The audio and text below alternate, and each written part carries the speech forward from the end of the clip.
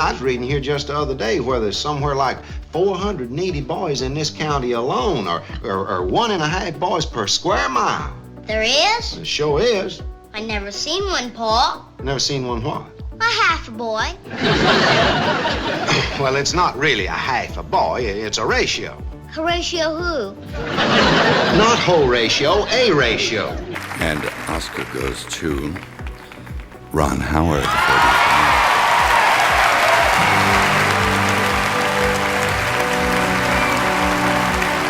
This is Ron Howard's first Oscar. He filmed A Beautiful Mind chronologically, which is a rare occurrence in filmmaking.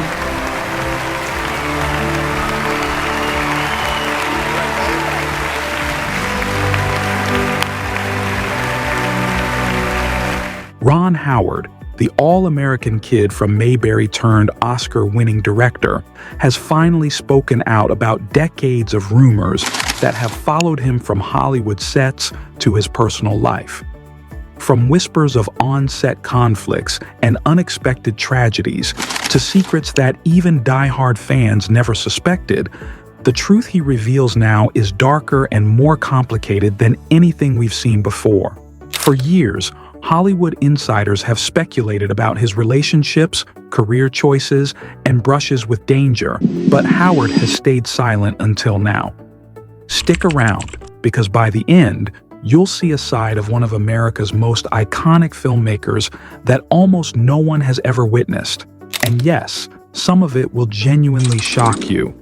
Early on, they wrote Opie a little differently.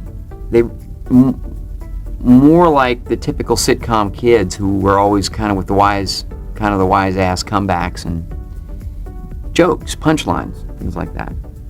And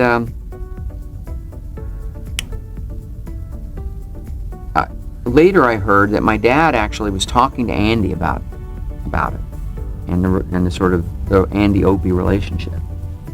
And Andy was talking to my dad about our relationship, because my dad and I were very close, and my dad was around the set quite a bit these days. And somehow my dad apparently said, well, what would happen if Opie knew that Andy was smarter than him? Well, he must be kind of tight like Opie. Well, not exactly. He's one of the underprivileged children. How do you like that boy? Hi, Pa. Well, I'll be running along now. Bye, Andy. Bye, Opie. Bye. Bye. Well. When you think of Ron Howard today, you probably picture the successful Hollywood director behind blockbusters like Apollo 13 or A Beautiful Mind.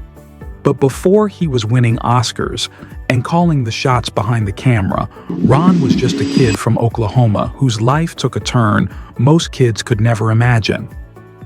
Born Ronald William Howard in March of 1954 in the little town of Duncan, Oklahoma, he didn't exactly grow up in a household where acting was some wild dream.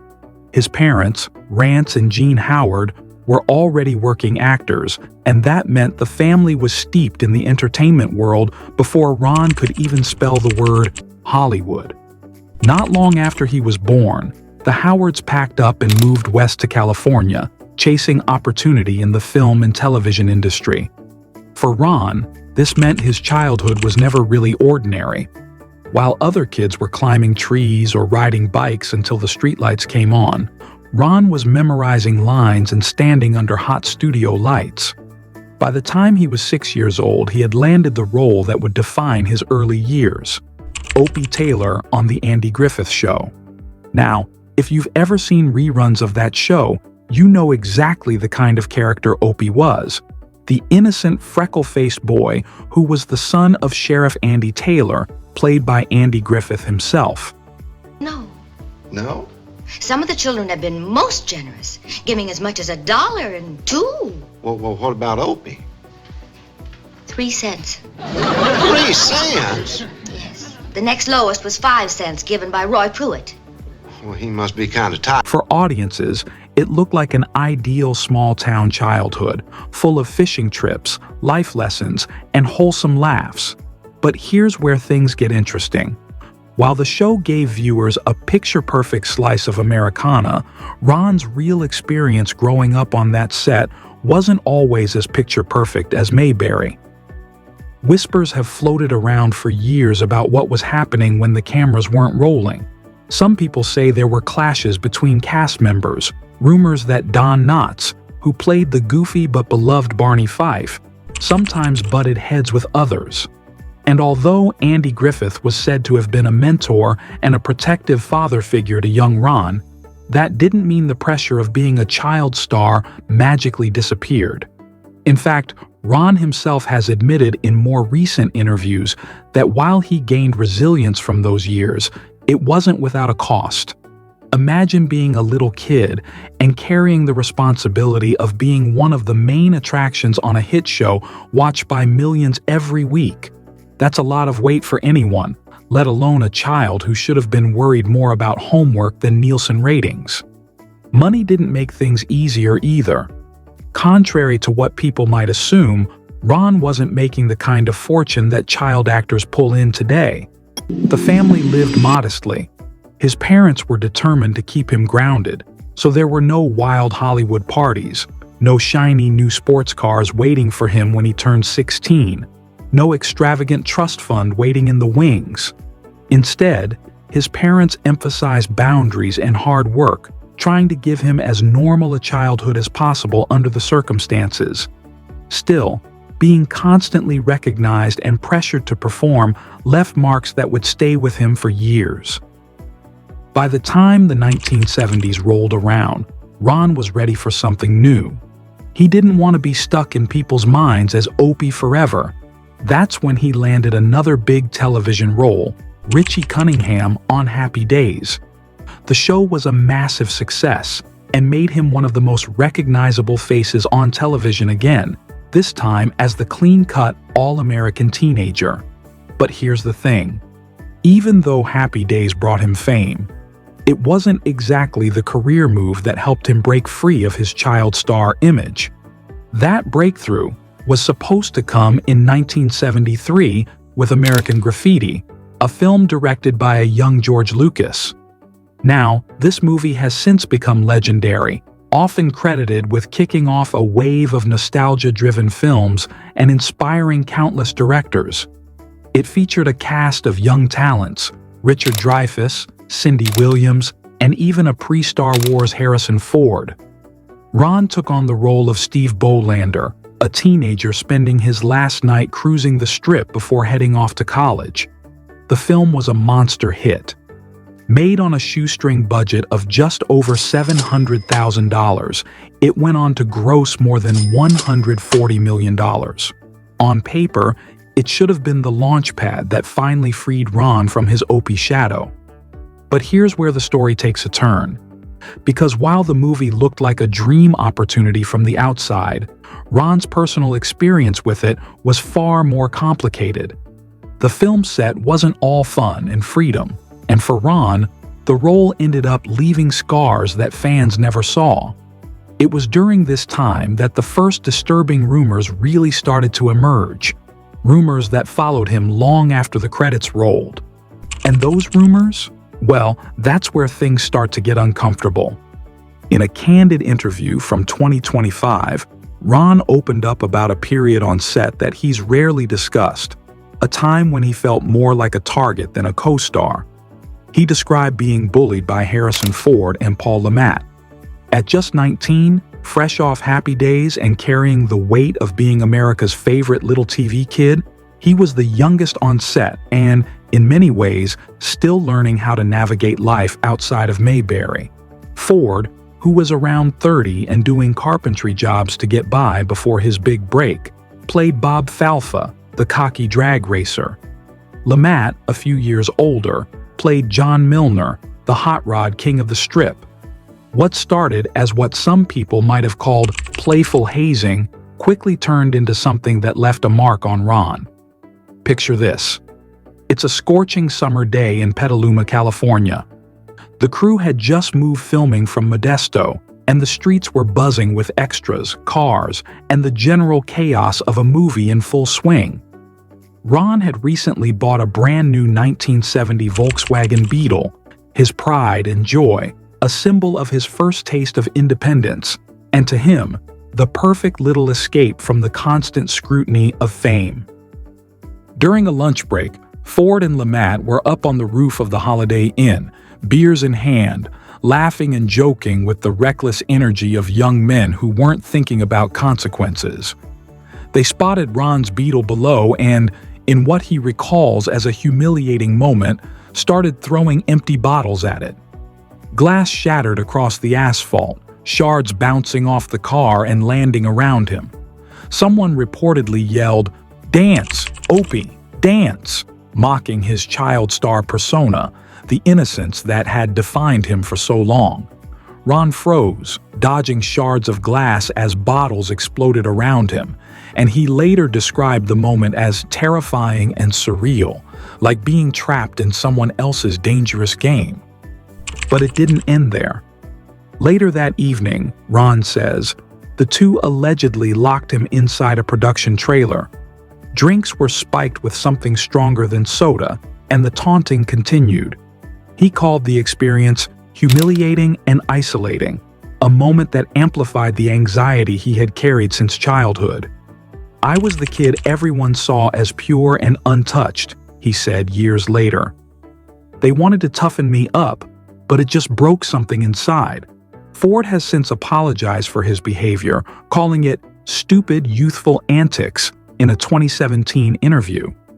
Lamat, meanwhile, hasn't publicly addressed the story, though insiders say it created tension on set and made working relationships awkward for years. Ron kept quiet at the time, partly out of fear. Hollywood in the 1970s wasn't a forgiving place, especially for someone trying to transition from child actor to adult roles. Speaking up could have branded him as difficult, and he had a career to protect. Interestingly, the experience didn't just leave scars, it shaped the way he would run sets later in his career. He credits that period with instilling a commitment to creating kinder, more collaborative environments for actors, a philosophy he carried into his work as a director starting with Grand Theft Auto in 1977. But as he hints, the challenges of American graffiti were just the beginning, a first taste of the pressures, politics, and personal battles that would follow him through Hollywood. Ron's revelations don't stop with American graffiti or the early bullying stories. He went on to share other chapters that remind you that growing up in Hollywood and staying there is rarely as shiny as it looks. Take his teenage years. In 1970, when he was still in high school, a rumor started swirling that his girlfriend at the time, Cheryl Alley, who would later become his wife of over 50 years, was pregnant. Just like that, a teenage romance was transformed into tabloid fodder overnight. Headlines screamed, people whispered on sets, and the gossip machine went into overdrive. Resistant were your parents initially to Cheryl when she started coming in the picture? Well, outside of very early on, at 16, they were concerned that I was just falling deeply in love and focusing a lot of energy. Which you were. Which I really was. And so they were putting a lot of restrictions. They were fairly strict anyway. And you guys got into it a little bit over there, yeah, right? we did. And I found it really frustrating. And they'd only wanted me to have I think it was 1 date a week or 2 dates a week, and I kept negotiating and pressing because I thought that was really unfair, and I just wanted to hang out, over there with Cheryl as much. The fallout was immediate. Ron lost a $2,000 guest spot on a television show simply because producers decided he was damaged goods. He has said in interviews that it felt crushing. "We were just kids in love," he remembered. There was no malice, no scandal in reality, but perception in Hollywood can be more powerful than truth. Ron and Cheryl didn't let the rumors define them. Did you ever tell anybody about this? No, I wouldn't tell anybody. And I didn't tell her until long after we were dating that I had tried so hard to find her. It never worked out. This is Evergreen, this was her street. And finally I just got up the nerve and called her. But even awkward teenage 16-year-old stuff can sometimes lead to, 4 kids and 6 grandkids and 47 years plus of happy marriage. They married 5 years later in 1975, and over the decades built a family together, including 4 children, one of whom, Bryce Dallas Howard, became a well-known actress.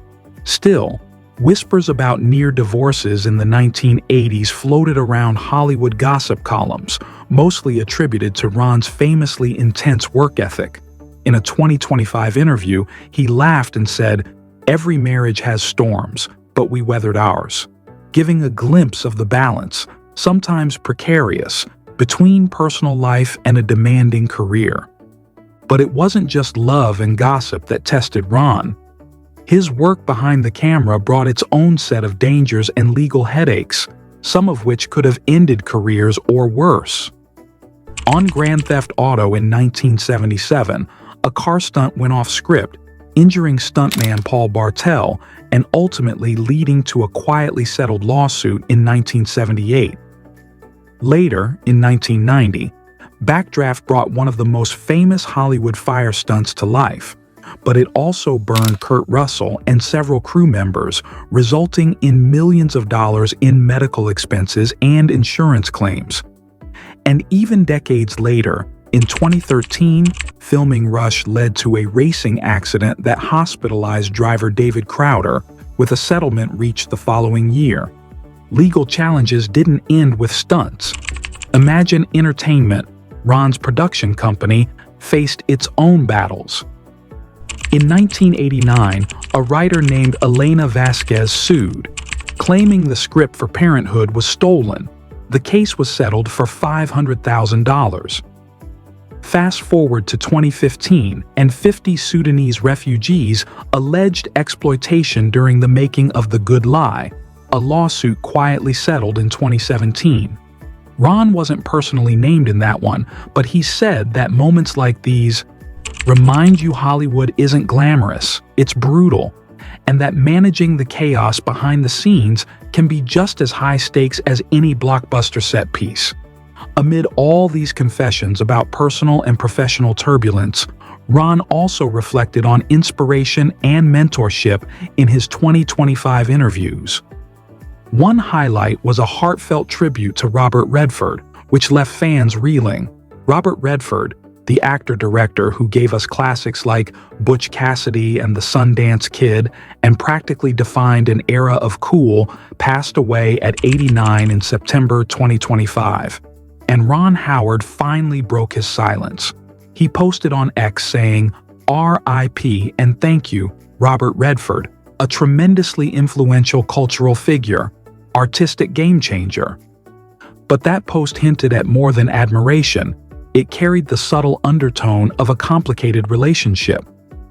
Fans have been speculating about a quiet rivalry between the two, because while they shared a mutual respect, both transitioned from acting to directing, both navigated Hollywood's highs and lows, and both had a hand in shaping independent cinema. Redford founded the Sundance Film Festival back in 1981, giving countless indie filmmakers a platform, and many see that move as indirectly boosting Ron's early directorial work. Ron himself praised Redford's pioneering spirit, but also dropped the line, "We admired each other, but competition was fierce," which immediately set rumor mills spinning. The speculation isn't just about professional rivalry. Fans think this silence might also nod to Redford's personal struggles, the kind of things Hollywood never really shows. Health issues later in life, devastating family losses, including his son Scott, who tragically died of SIDS in 1959, and the cutthroat nature of the industry that both men knew too well. Ron's daughter, Bryce Dallas Howard, had the chance to work with Redford in 2016 on Pete's Dragon, and she described him as warm and vital. In her tribute, she added, "We've lost a giant." And that sentiment felt like it went deeper than professional admiration. Even Meryl Streep, who starred with Redford in Out of Africa, called him one of the lions, reinforcing that this was more than just Hollywood hype. It was a passing of a true icon. Meanwhile, fans were going wild online. Social media erupted. On X, one user wrote, "Ron Howard's story breaks my heart. Hollywood eats its young." Another said, Finally, the truth about American graffiti. Ford and Lamat owe him big-time TikTok creators even started recreating the infamous bottle-throwing scene from Ron's early career, and the videos racked up millions of views in just days. Of course, not everyone was sympathetic. Some pointed out that much of this had been reported before, citing a 2024 article from Far Out magazine. Still, the overwhelming response praised Ron's vulnerability. At 71, he's owning his pain. Respect, one comment read, and it resonated because it wasn't just a story about past trauma, it was about growth, accountability, and perspective. What's really interesting is that this isn't just Ron's story, it's Hollywood's story. Generations of child stars, from Macaulay Culkin to Judy Garland, have faced similar pressures: bullying, exploitation, intense mental health challenges, and career-defining stress. By opening up about his past, Ron is highlighting not just personal lessons, but systemic issues, showing that even someone who seemed untouchable as Opie had to navigate a complicated, often unforgiving industry. And yet, he's still moving forward. In 2025, he's directing Eden, a thriller starring Jude Law and Sydney Sweeney, proving that his career is far from over. From the Mayberry set of the early 60s to the director's chair on modern Hollywood productions, Ron's story is a testament to resilience, growth, and the fact that the hardest battles often happen behind the camera. His silence has finally been broken, and the truth is out, leaving fans, old and new, looking at Ron Howard in a completely different light. What do you think? Was the bullying justified as hazing or unforgivable? Drop your thoughts in the comments. Like, share, and subscribe for more Hollywood deep dives.